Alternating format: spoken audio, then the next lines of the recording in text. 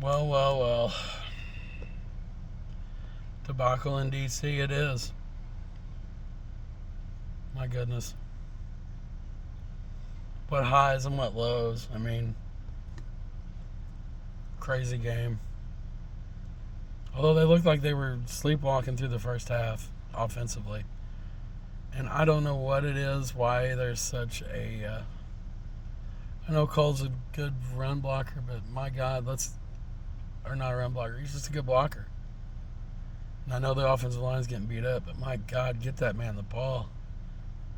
Get some one-on-one chances with DJ. I mean, I don't know, man. Waldron's confusing at best. As the game goes on, you see Jenkins hurt again. And then Bill Murray evidently tore his pectoral. So you actually have Doug Kramer playing guard for a little bit. Braxton Jones goes out with a knee. Doesn't return. Today, I guess the injury report says it's week to week. But damn it.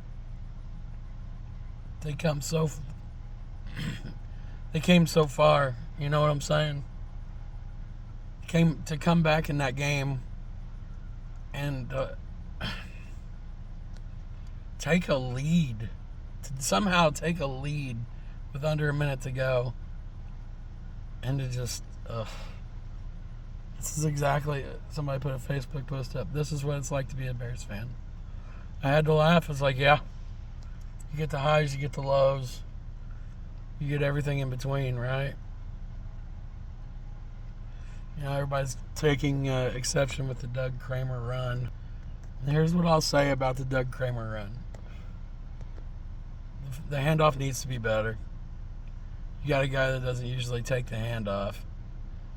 I don't like the timing of it, but there is Bears history that says that we've done this before, but it was under Nagy. It was Akeem Hicks. It was against the Giants. So, I mean,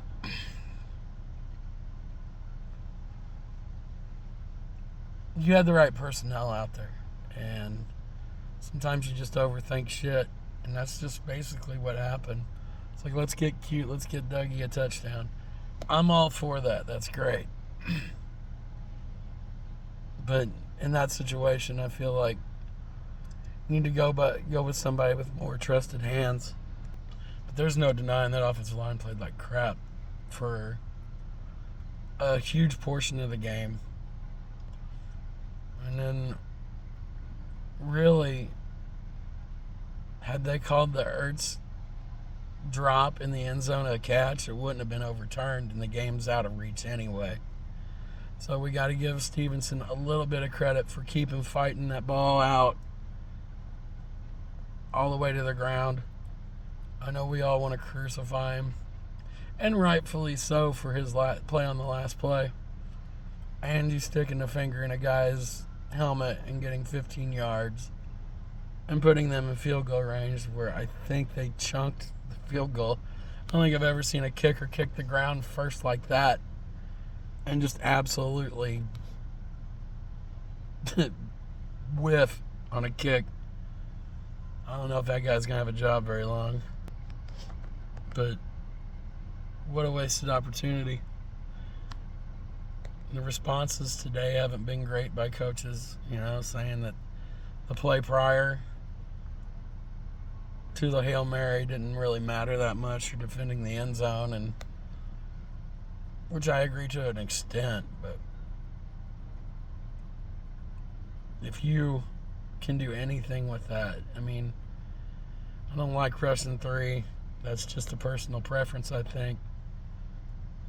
Everybody wants to talk about the holding call, but they ain't going to call shit on that last play. They're going to let it roll unless it is so absolutely egregious that it can't be denied. Just heartbreak, man. You fight so hard. You fight and come back. Your defense gives you a chance. Some people are saying the Bears didn't deserve to win that game. I completely disagree. The Bears deserved to win that game for the defensive effort alone, to hold them to field goals until the Hail Mary, of course.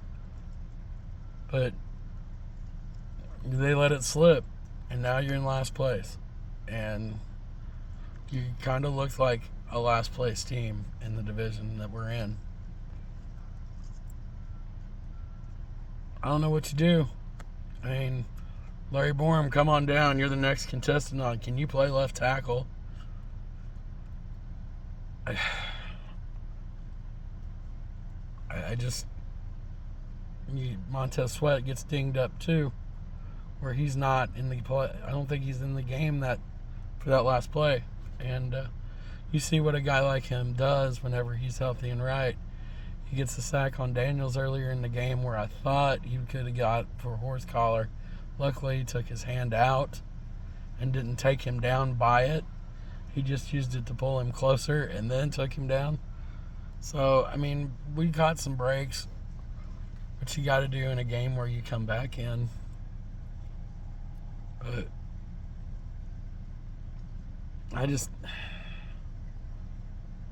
Caleb's eyes were bad in the first half. They had him confused. Credit to Washington. They had him confused a lot. And he takes off and runs a little bit. And which is a necessary part of the game for this offensive line to have any kind of chance.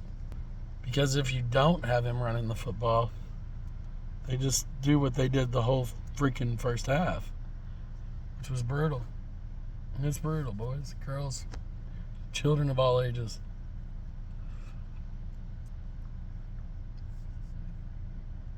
I don't know how you pack this one up and go to Arizona, but we're going to learn a lot about the resilience on this team in the next week.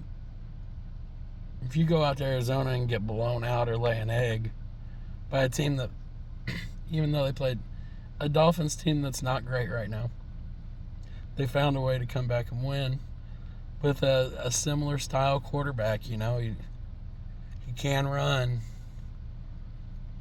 and he can throw on the run. So you're kind of seeing a carbon copy of the Washington team next week.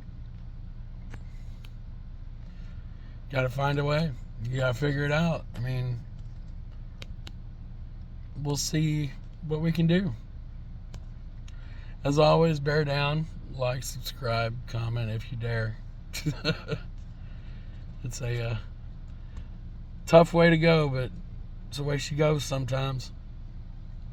You don't want to lose on a Hail Mary. Don't put yourself in a position where the score dictates a Hail Mary can beat you.